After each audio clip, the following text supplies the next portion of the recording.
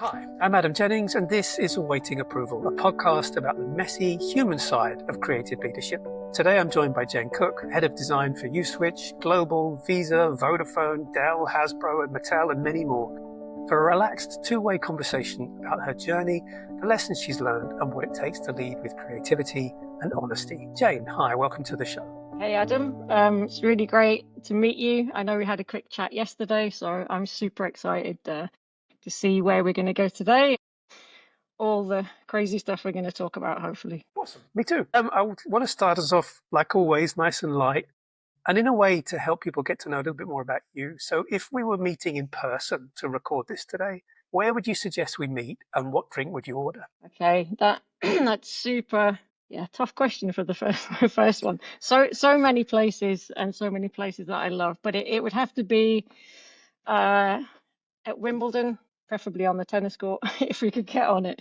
But no, there's a cafe nearby. I absolutely love tennis, and I would recommend having cappuccinos, preferably decaf with oat milk. But yeah, if we could get on the court, that would be amazing. But I don't think they'll let us. I love the sound of that. A challenge accepted. Next time we meet in person, let's make sure it's on the court, centre court at Wimbledon with our cappuccino. Yeah. So bring your racket, and I've got loads of tennis balls, but that's another story we might get in. Okay, brilliant. Well, I'll raise a metaphorical cappuccino with oat milk to you as a way to say cheers and kick us off. Pen or paper, which do you prefer? I mean, pen or pixel, sorry, which do you prefer? Pen or pixels or paper? Yeah, that's an even better question, right? I say if it was pen or paper, then I wouldn't choose because, well, if I didn't have the paper, then maybe I'd draw on the walls. I've done that before. But pixels, you've got to have both, right? But I like starting off. I think I actually wrote something yesterday on some post. It's good to start off with a sketch, and I've got plenty here, plenty stuck on my wall. And then at some point, bounce into pixels, see where it takes you. But yeah, you've got to have both. But I could not do without my pens and my many pink crayons, which goes back to my Mattel days. Right. And my Barbie stories, which we might discuss. But yeah, you've got to have both. And I think they have their place, especially when you're at different stages or you're wanting to convey an idea, whether it's between your own dialogue with yourself or whether it's something in your team or you're trying to communicate outwardly to stakeholders or whatever that may be. But yeah, I can't choose. Couldn't choose. But I don't advocate writing on the walls. Don't advocate writing on your walls. Unless they're at a state where you've refurbished your house and you've just had it plastered and you're trying to convey an idea to your builder, they don't get it, then write on the walls. It's really handy. That's perfect. And how do you feel about those sort of big whiteboards, in meeting rooms? The where it's like the entire wall that you can kind of scribble on and make notes on. Is that when you walk in and see that, maybe if you're facilitating a workshop or something like that, how does that make you feel as opposed to more sort of old school ways of doing it? Yeah, I always got excited if I saw a wall and then if it had a whiteboard on it. It's just that focal point. And I remember my agency days when we'd go and pitch, particularly when we go to Barclaycard, and they would always have whiteboards on the room, and we would just cover it with the stamps and whatever we had that we were pitching. And it'd just be that gathering point where everyone would just look to a board. So it's like, okay, fill it. Or even if you didn't have anything that you were pitching or there wasn't anything you were trying to communicate, just simply, getting out that pen or post-it note and conveying that idea. So really, I get excited by walls and just the space and the post-it note going back old school. But even before then, just having printouts, right? When you're doing a whole website and you were doing your sitemap and getting your IA structure going and just filling that tree structure. I remember there was a couple of times at Cheap Flights, which is now Kayak, and this is going back a few years. But we just have conversations around the sitemap and like, okay, this is our site. This is what we want to communicate. So I think you shouldn't be scared by walls. You shouldn't be scared by, empty spaces or a whiteboard and think, what do I do? Do I have to use post-it notes? Do I have to get out a Sharpie or something? Just see it as it's another dimension. It's like using pixels. It is a space to convey, to think, and to get excited. So I haven't got a whiteboard in my room. I have that rolly paper, the stuff that you stick on.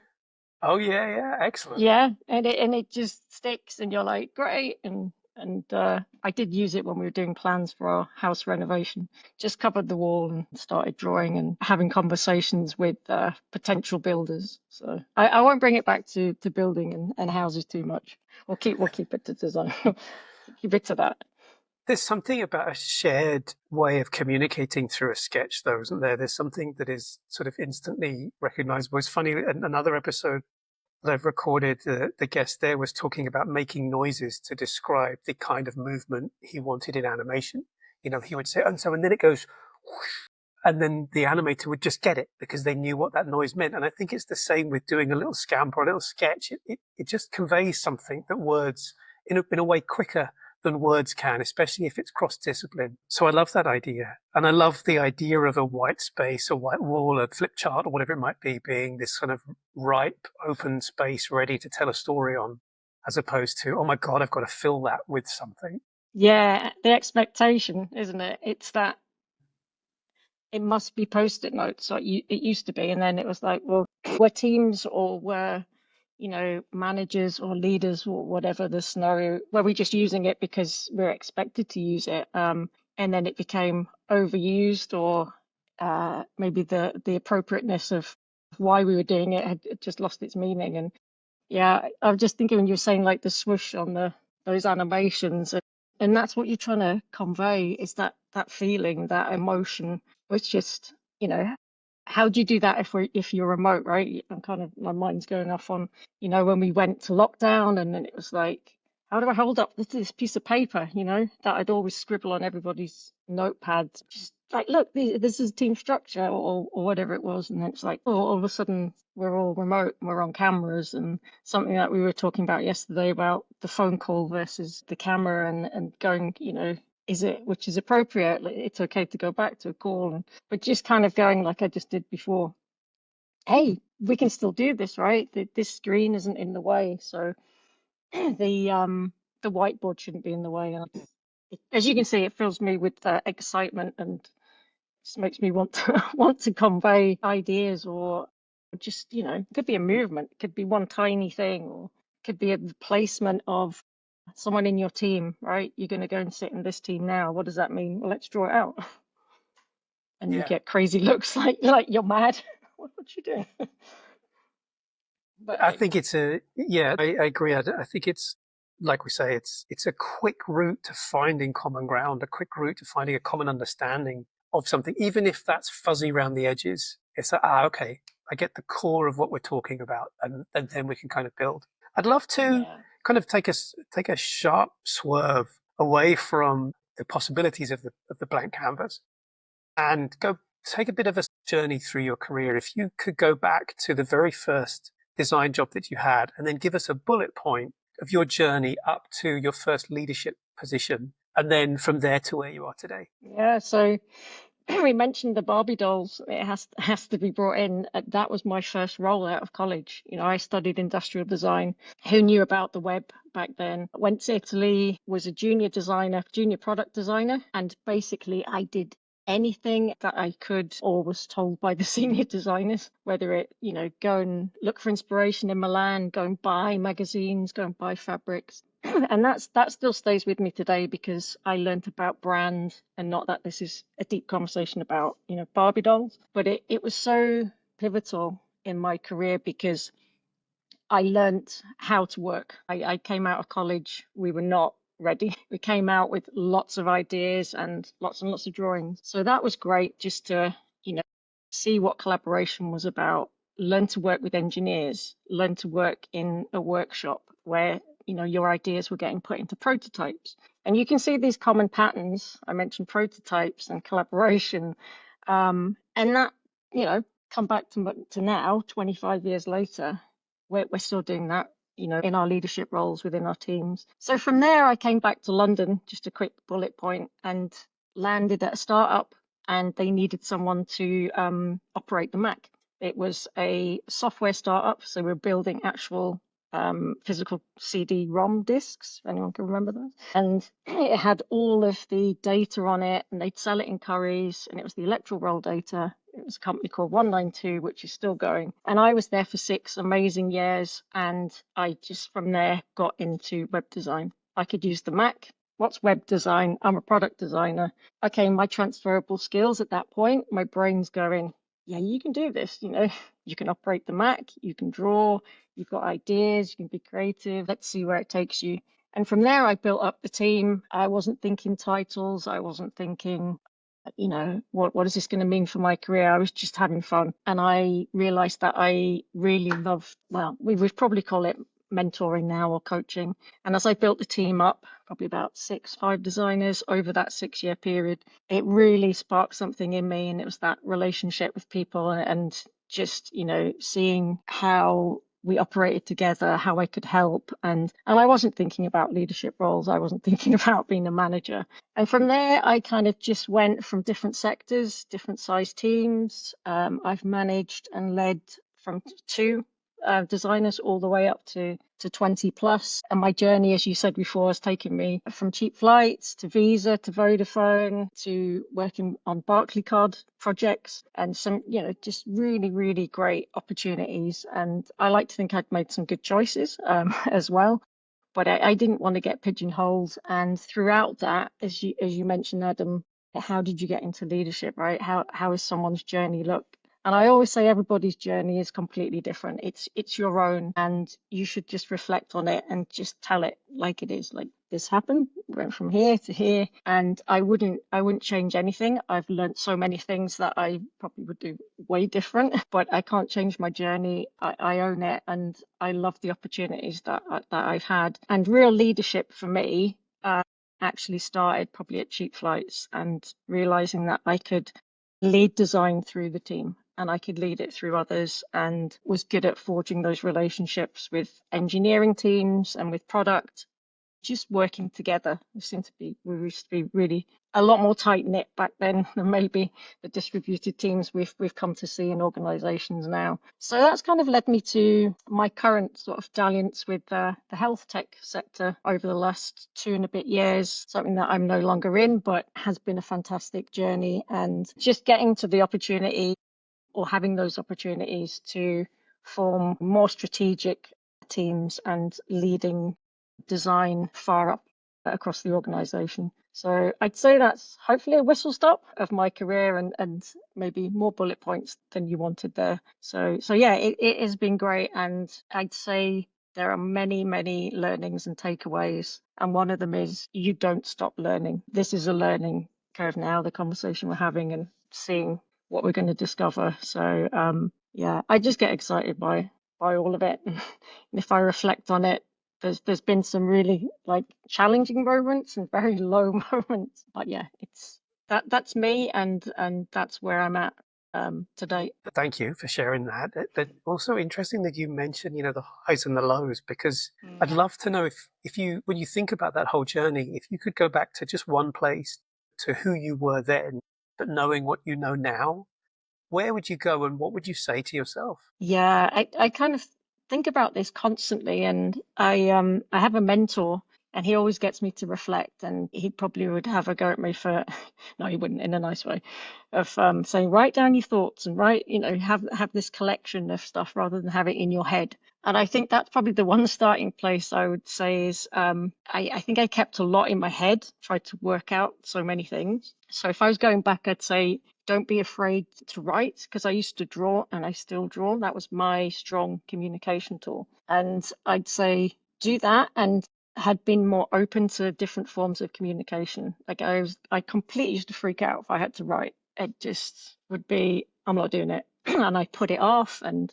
I'd be like, well, I can just draw things out. So I think that would be the one thing I'd say is, I could have not spent so much energy pushing back on that would be one. And the other thing I think I'd say is just to, I think there was moments probably mid to later career, where I felt like I'd lost creativity, because I think, the expectations of the business, we were massive teams. It was all about growth. And I think we were just trying to, homogenize and template stuff a lot.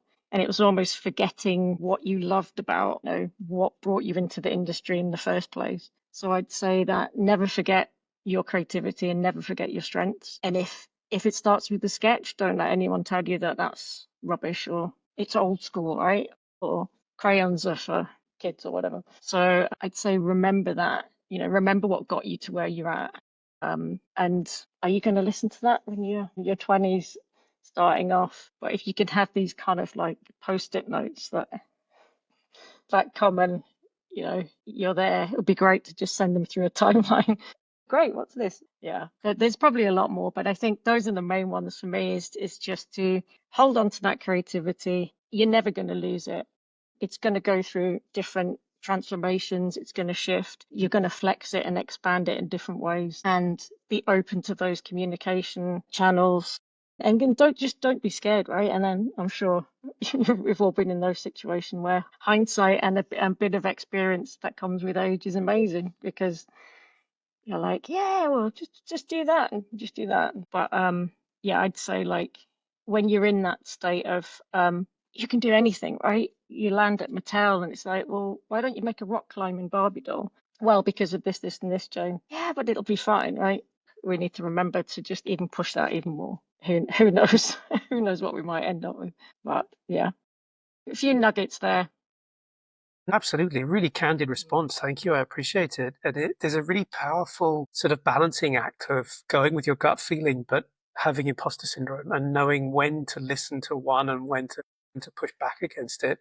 And I think it's something that I think it's something that as humans, we all experience at one point or another, but especially as creatives, because everything we do is so emotive. Everything we do is so personal. And, Yeah.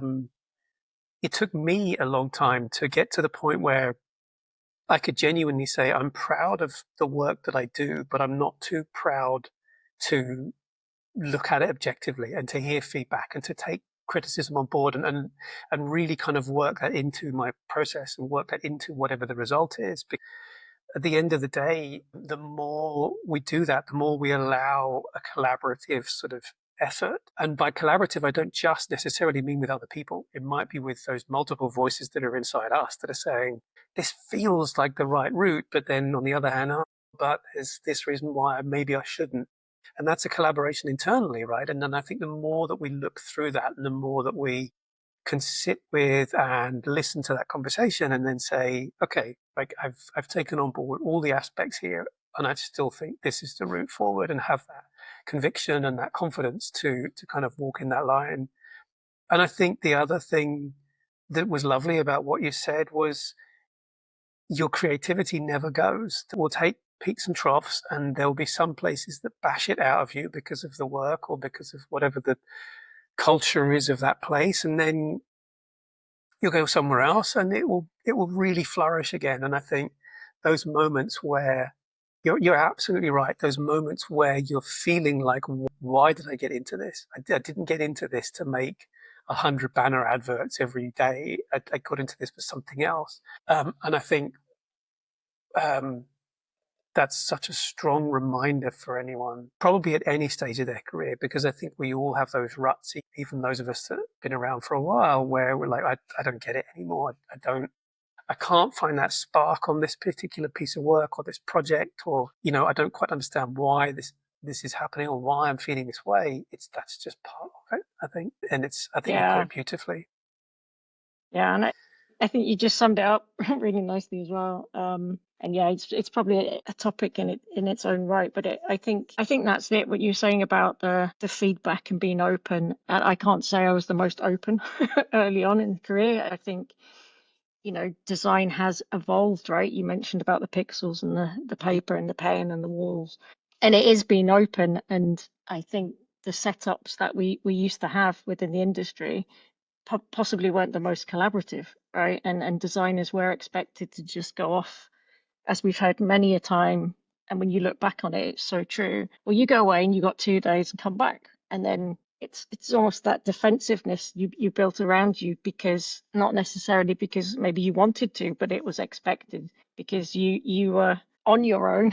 So that you're going to be super protective because as creatives, we just kind of are, and we're very emotional and all the rest of it. So I think, just bouncing it back there to what you're saying about being open and susceptible to feedback, I think it's that's probably another thing I would actually go back and say to myself is, it's okay, it's not your work, right? So it's not a personal attack.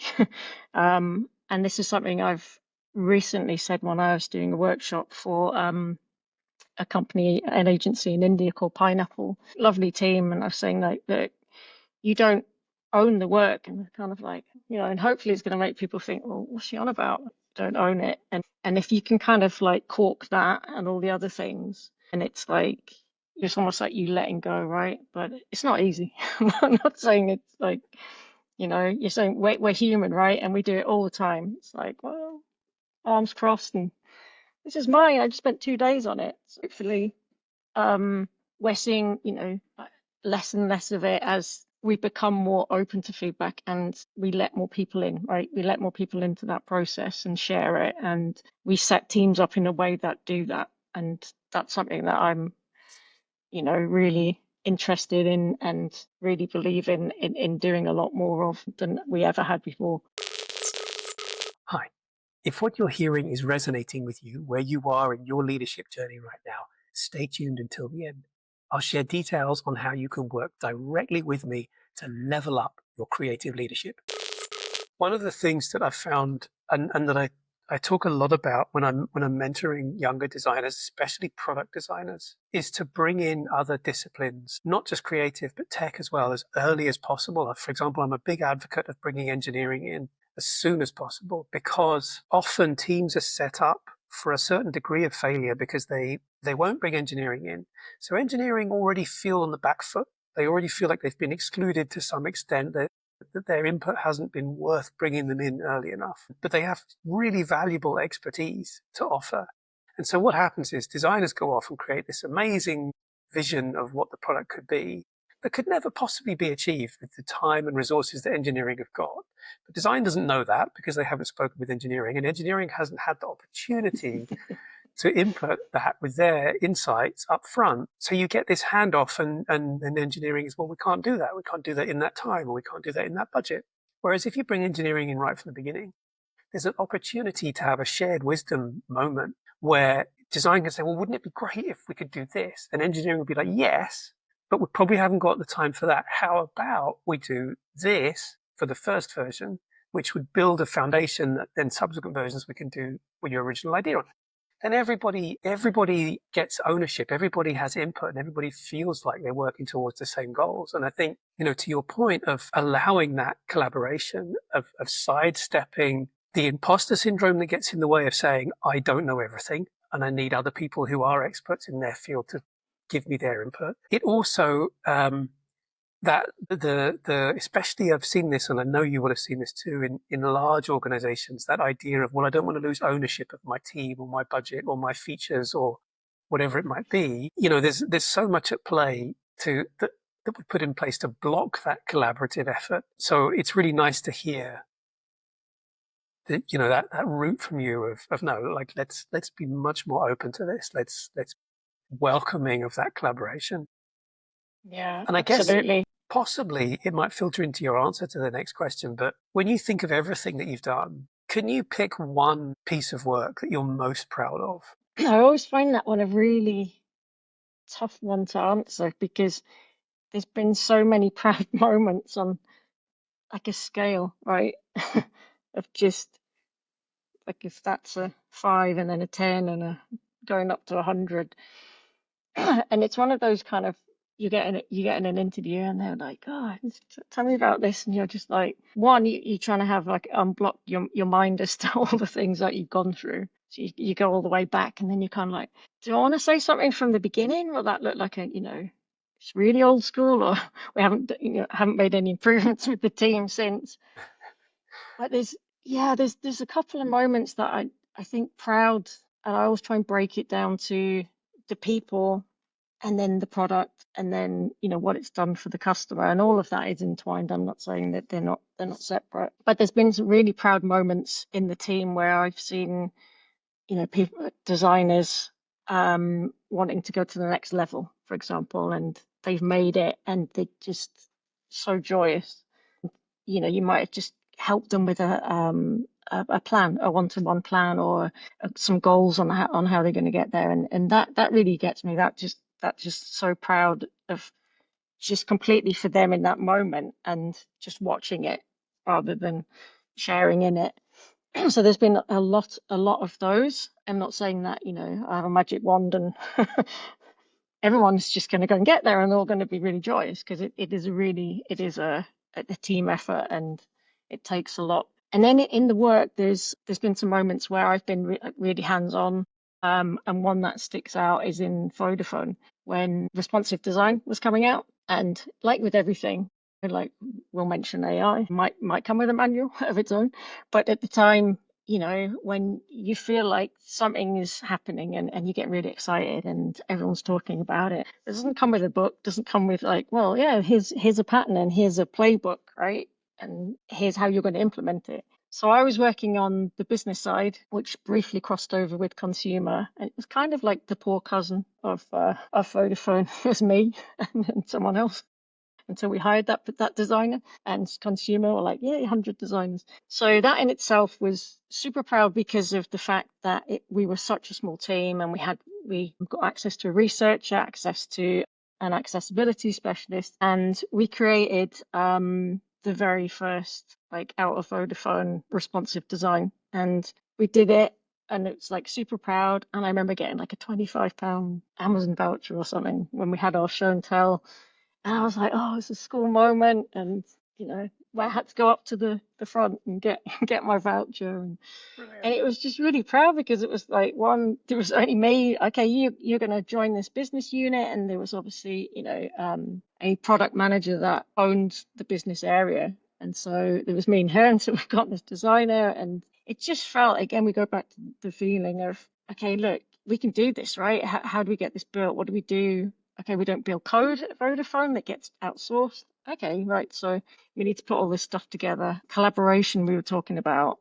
We couldn't have done it if we hadn't have not acted like we were the poor cousin, but we embedded ourselves. I say we, me, and and our other designer, who I eventually hired. And we just, what were they doing? Did they have, we didn't call it a design system, but it was like a bootstrap component library. Well, can we use that? How do we do it? So for all of those micro, moments that make up a one that feels quite a big proud moment, if I think back on it, that was really special. I can't remember what I did with the £25. How much is the voucher? I don't know. Or maybe I just put it. Maybe I put it on the wall to add to all the other things. So yeah, that was really really exciting. And then there was a moment at Visa when one of the designers, we were working on payment, because everything they do at Visa is all about payments and the payment rail and making payments secure. And he felt like he'd come up with a new interaction. And we weren't just excited because it was like, oh, he's new, great, we're going to get some massive design award, which we didn't. But that wasn't the point. It was the point of just hearing behind me in the studio, like he was chatting to one of the engineers and he was chatting to the accessibility specialist, who I did steal from Vodafone to go work at Visa, and embed her in the team. And they were like, I think it is. And I can't tell you specifically what that interaction was, but I think it was just like an evolution of a pattern. And that was really exciting to see it tested and to see it make those improvements, like I said, about the people, the product, and the customer and the consumer. And seeing that at testing and seeing his face was just, wow, yeah, it really is. He was like sharing around. He'd made some kind of little interaction in Illustrator or whatever it was. So yeah, and I'm sure there's other recent moments of getting sign off for design systems, and they were small internal proud moments that you go way with the team, but inside you're kind of like, yeah, yes, we got this money. So yeah, I always try and split it into that. So okay, how's it been for me? What was my part in it? But it's just those moments of seeing how it affects the team and the people, and ultimately coming back to that, end consumer is completely proud. And I must sneak one in actually, because I must take it back to, I said I wouldn't, or in my head I said I wouldn't go back to the Barbie days, but I did get to work on some pretty cool new ideas. most of them never made it off the floor because they were just like, she's crazy, we can't do this, too progressive. But I did work on a new set of Generation dolls. And when I came back for a holiday to London, I went by Hamleys and they had full-sized dolls of the dolls that I was building all the toys for. I say me and the rest of the team. And I almost went in and said, like, could I have the jacket? Because I was wanted it as a souvenir. So that was really proud going like, working with these dolls. Yeah. That's amazing. There's a lot. I don't have the doll that I don't have the doll. Why don't I have the doll? Yeah. I Sorry. love like there's so much there to unpack. I love the people first approach to that, the impact that you've had in other people's lives, be that your team members that you've mentored or that you've helped, or team members from across the wider org, or indeed the end client or the end customer, and the impact that you've had with them. But then also not forgetting the importance of something that's made you feel proud as well, something that has had an emotional impact on you. That's really important. And I think I hear so many people early on in their career, when they think about a question like that, they talk about the work, which is completely understandable. And there's nothing wrong with that at all. Like, it's great to take pride in your work. Absolutely. And then when you speak to people who've been through, especially when they've been through leadership positions and they've been in the industry for a while, more often than not, their answer starts with talking about the people. But then they forget, it's so easy to forget that it's also important to celebrate your own success and your own achievements. So I love that you had both of those in there. And I love the idea of walking into the shop and picking up that souvenir, that memento. It's brilliant. I think that's a fantastic tale. Now makes me not like the fact that I want to flip this question and ask you, like, if you think back, is there an aha moment that has come out of something that hasn't gone the way you had hoped for it to go? I'm not going to say a mistake necessarily, but something that went not quite to plan, that there was a lesson for you from. Yeah, and this is the one where you always go, I should do the reflection. I should write down all of those moments. There's been so many, and I think I was chatting to someone that I worked with at the agency days, and we were talking about, how you're getting on at the moment, and we're saying about, putting our minds back to where we were when we worked together on the Barclaycard account, and I think it comes a lot down to the kind of defensiveness you have back then and the communication, and a lot of moments have felt like like you're fighting for stuff, and I think once you have a way that has worked, whether it's been at Vodafone or whatever company, and you kind of take that method, or you go, yeah, okay, I have a way, whether it's you're doing hands-on, you're in an IC role, and it's like, yep, this method's great, I'm doing it. Then you go to lead, and you're like, it's not working. Why? Why is this chatting to this engineer? And it was fine when we were at so and so, and you're kind of, but yeah, but look, going through your methodology, and then you're kind of not realizing that, well, the communication, you need to shift it because this person's different to the person before. Your environment's different. And I think there's been a lot of those moments, and it's not till you've reflected that you've gone, well, I was, I've got an Amazon voucher before. This is great, and and we're suddenly here, and because you are moving through bigger organisations, the ask of you is different. And I'm thinking through the lens of moving into leadership, and there's been so many things where I just think, yeah, you got it so wrong. Whether it has been placing people in teams and then realising, that quite wasn't the right person or the right designer to put in that situation. I didn't talk to the people that were trying to tell me, actually I wanted this. And I'm going, no, you really need this. And so I think there's been a big thing about communication and just, we're going back to being open, right? And that defensiveness. So there's been a lot of moments there where, you've tried to do what you've done before and you necessarily haven't allowed yourself to be open. And I think as the team size got bigger, there's been those moments where it has been more, okay, you could have let someone, had a lead step in earlier on than you did, or realized actually having 12 or 15 people report directly into you is possibly not sustainable, but you thought it was because you just always made things work and it would be fine at the end of it. And not until someone's gone like, but stop. And then you kind of take those moments out.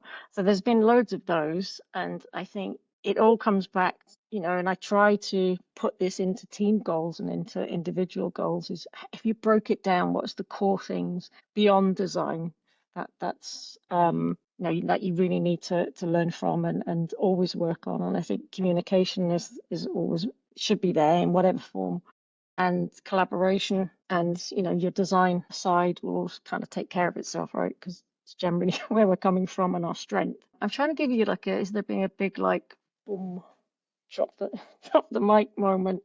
There probably has, and I'm sure there's lots of people out there that be going yeah, this was one and this was one, um, and I think they're okay. And I think the main thing is like you were saying, Adam, is being open enough to accept that that's what happened in the moment, even if you can't remember them, and go, right, yeah, you're right, and maybe it could have done it like this, and seen a situation earlier on. And I'm trying to think if this affected the product in any way, whether we wasted time on doing lots of innovation when the business was saying hey, we wanted this, we just want features. Okay, why are you trying to push the whole team to recreate the entire app? Or there's been a couple of those, and I've kind of lost budget and burnt time. But yeah, I'm sure there's more. I mean, I think we all have battle scars from the careers in the creative industry. So I think I appreciate your response here. It's always I think it's always humbling when I speak to design leaders, and they, much like you've just done, they're very open and honest about, well, I could have done this better. And there's this thing, and that could have done well. I could have listened here, or I could have spoke up there, or what have you. And I think part of the reason, and I haven't yet, in the recordings I've done for this podcast and in conversations in the last sort of 30 years, I haven't yet met a person who is in a design leadership position that hasn't been able to some degree, say something like that. And I think that maturity of being able to get to that point is part and parcel of becoming a leader, is understanding and being able to say, I don't know everything, and that's okay. And I'm going to make a mistake, and that's okay. As long as I'm not intentionally setting out to mess something up or to hurt someone, I'm just going to be human, and I'm going to make a mistake. I remember one of the very, very first jobs I had, which was not in design, one of my managers then telling me, she said to me, how many weeks have you been here now? And I said, it was about 4.5, 5 weeks. And she said, oh, so you're due your big mistake. And I said, what do you mean? And she said, everybody about 4.5, 5 to 6 weeks in makes a massive mistake because they've got to the point where they're starting to feel comfortable in that position, but they don't yet quite know all the systems and all the procedures. And they've probably asked loads of questions, so they're feeling a bit shy about asking more questions to the people they've been bombarding with questions. So they try and start to do things off their own back, and typically you make a mistake. And I thought, oh, that's an interesting idea. I understand the logic of that, but I'm not going to do that. And then, of course, I posted a check for £250,000 without a stamp on it, which was my mistake in that period. So she was absolutely spot on. So coming classic. back though to sort of flipping it back the other way again, what's one thing that you've been most proud of outside of work? Could it be anything? Wow. Yeah, great questions. Couple of moments of one, I think getting married was one thing, because growing up as a gay woman, being just constantly told that's never going to happen, you're not going to do it. And I always questioned whether we would have done it if someone had said you can't do it. So that was just an amazing moment of changing that paper from civil partnership to it says you're married on it, and then going, oh, I could say I'm a Mrs. now, right? And I would look, but I could actually do it, and I could write that on stuff or on a check, not for that much. So that is amazing. And then the two moments, like one when I sit here and I look around and buying our second property and doing designs for that and smashing this place up, like literally, as my friend's 5-year-old says, you smashed it up. I said, yep, we did. And he goes, are you going to put it back together? But slowly we're putting it back together.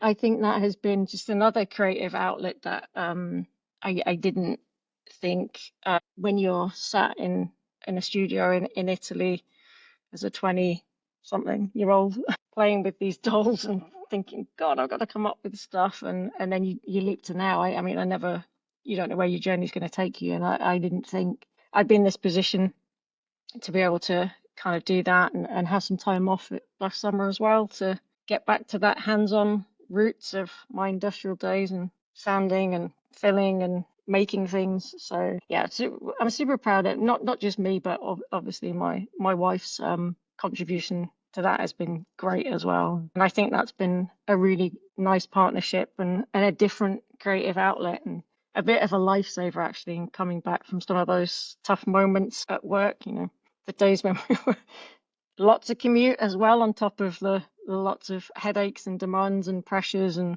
coming back and having this release. I think that on a tangent with that's super important, and I think I'd pass that on to designers coming in. Is we all do it, and I'm sure you pour yourself wholeheartedly into design, but you still need a release. And I didn't understand that when I was younger, so I think I'm proud that I've been able to do that as well. I'm sure there's other things. I'll ask my mum. Sort of. What a What have I done? lovely, beautiful answer full of love. Like that's a really lovely answer. Thank you. Well, you talked about, talking to creatives coming into the industry now. And in fact, throughout this conversation, you've mentioned a number of things that you would sort of highlight to them as these are really important. Obviously, with the rate that tech is changing and the disruption that that's having across every industry, but especially the creative industries as well, where do you feel the industry is going? What, therefore, do you think designers from across any discipline, be they brand or product or whatever it might be, what do you think they need to start doing to change their toolkit, to change their skill set in order to flourish in whatever future vision we have with this tech? Yeah, I mean, I think we touched on it a bit. Like I say, we had a brief, didn't we, catch up yesterday, and there's so much stuff, and I think that's how you and I we got chatting initially on some posts that you've done and some really interesting comments from other people that take you back and you're thinking like, yeah, where are we? Where are the tools? Everything's moving so fast, and I remember reading one of the things that you put, and then it resonated with me around the creativity and leadership. And I think everything's a bit of a mess at the minute, but also the flip side of it, and I'm trying myself to stay positive throughout this landscape, is that I think design leadership will be, in whatever form it is, because everything evolves, everything changes. But at the same time, I do think it comes full circle to different points in time. And I think we're going to see more of that. I think, picking up this pen, one of many here, I'd like to see designers not feel that they can't pick it up because they're going to be judged, because they're not like locked into a screen and constantly on AI or constantly on a tool, whether it's AI or whatever method. So, and I think I can't remember the lady's name, but it was a really great post yesterday kind of saying like, yeah, us designers out there, seniors, whatever, that kind of level, we're pushing back. We're starting to do things. And she was kind of showcasing something from Airbnb. They've changed their app. And I just thought, yeah, it's about a mindset, right? That's an attitude of kind of not just accepting the status quo. So I think to do that, you need experience. You need, that design mindset that comes from having gone through all of those messy places and going through, going through the woods and going like, oh yeah, picked up a few things here, like mind that branch and duck here. And you can't do away with that. That's something that you can't just pick up on a tool. But leaders need people around them, otherwise it's not a team. So I think we're going to see more actually going back to those moments, the creativity, more about the people, more about just having those creative sessions, having those time where you can explore and you don't feel like you have to pull a pattern from any number of big companies. I'm not going to name any because you could pick any of them and you pretty much end up with 80% that's going to be the same. Yeah, that's okay, but we're missing that 20%. And I keep talking about that, is how are you going to find that 20%? Because I know when I came out of college, we were all about the 20%. and I said to you I wasn't work ready, that's because I was like 100% on my 20%, and I Right, right. didn't understand what the 80 was all about. I was like, oh, that's nonsense, right? Well, no, actually, it's what makes up a business. It's what makes up a product. It's what makes up someone, using your service or product. So I think there's going to be a lot of that, and I think maybe more collaboration in partnerships. If the role of design leadership is changing, I think you have to be flexible and you have to be open-minded enough to recognize yourself as a leader. You can't do what you did 2 years ago, 5 years ago. And why would you want to? Where's the fun in that? But you can add layers onto it, right? And if you could partner with smaller teams, I think we're going to see smaller teams, because I love, I absolutely love patterns and I love design systems and operational side of it. But I do think you're going to need some strategic, thinking and mindset and planning to be efficient. Otherwise, you'll just have a bunch of people just sitting around and playing with the tools, but where's it going to go?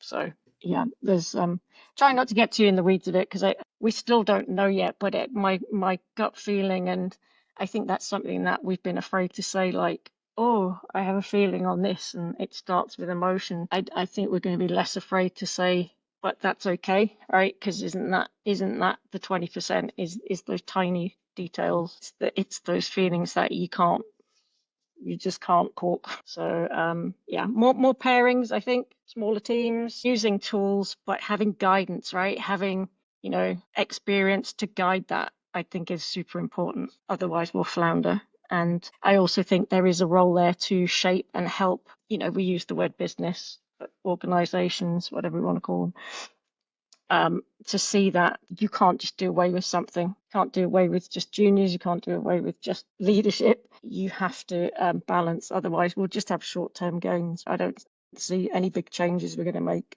if we carry on like that. It's interesting. We deal, our job as creatives is to deal in the trade of emotions. We'll give you a product experience in return for you feeling warm and fuzzy, or we'll make an advertising campaign in return for you feeling nostalgic, or whatever it might be. That's our stock. And I think that's not yet something that tech can successfully continually replicate in a way that is meaningful, that elicits that emotional response that humans can, skilled humans can. And so I think you're absolutely right. That guidance piece is crucial. And I think it's crucial for the designers at all the levels working on the thing, but also for the business as a whole. For years and years and years, the conversation has been around how do we get designers seated at the table, this whole thing over and over again. And the answer, the honest, simple, easy answer to that is learn to speak the language. You have to be a translator both ways. And the second that you can tell a story that resonates with your senior stakeholders or your CEO or your whatever it may be, that unlocks budget or unlocks funding or unlocks something within the organization because your story has hit the spot that it needs to, be that metrics or return or whatever it might be, that's when design is then successful. And I think that is going to be, to your point, true more than ever right now, the ability to guide everybody. And as someone commented on one of my videos recently, who better to create the future than designers? I thought that was a great phrase. Yeah. Sadly, we've come to the end of our time. I've got one final question left. It's the same final question that I ask every single guest. Are you still awaiting approval? Not as much as I was.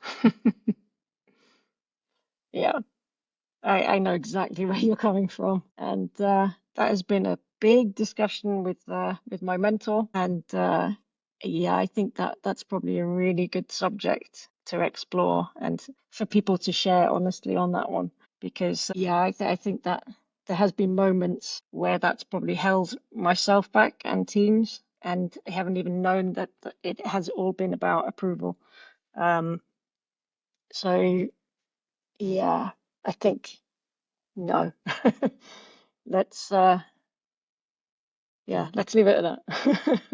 Absolutely. This is your opportunity now. How do people get in touch with you? What projects do you want to share, or links, that kind of thing? Yeah, so as I say, I've been doing a series of workshops with different companies, just wanting to give back. Some of the things you've heard today. Check out my LinkedIn profile. I'm definitely on there and open to, a phone call. We mentioned phone calls, video call. But yeah, just love to hear from you. If you want any tips, if you just want mentorship, or if you want to dive a bit deeper, if you've got a problem that you want help solving, then come and have a chat. But yeah, I'm always open, and would love to just hear from anyone out there who is looking to push that creativity. You are wanting to just go for it, then let's talk. Jane, thank you so much for joining me. It's been a pleasure chatting with you. Yeah, thank you, Adam. It's been really nice. Thanks for listening to Awaiting Approval. If you're a creative leader or stepping into a leadership position and want support that's honest, practical, and tailored to you, I'd love for you to come and join my Supercharged Creative Leaders Program. It's a 4-week course built around 8 pre-recorded modules, 4 live sessions with me and the rest of your cohort, a private Slack space for you to ask questions and go deeper together, plus ongoing access to my alumni community once you complete the course. Each cohort is capped at just 6 people, so you'll always get personal attention, real feedback, and space to grow. And if you want to tailor the journey further, you can book extra one-to-one sessions with me, and we can dig deeper into the challenges you're facing right now. I built this program based on everything I wish I'd known when I started leading creative teams. No fluff, no jargon, just the tools, frameworks, conversation, and clarity that will actually move you forward. Spots go quickly, so if this sounds like the right fit for you, go to growwithadamjennings.com to book your place on the next cohort. Previous attendees have gone on to win major pitches, land new roles, get promoted, and step into leadership with more clarity, confidence, and purpose. You can find out more and book your place on the next cohort at growwithadamjennings.com. I can't wait to start working with you. Awaiting Approval is a Cordial Fox production, hosted by Adam Jennings, produced by Adam Jennings and Jasmine Egner.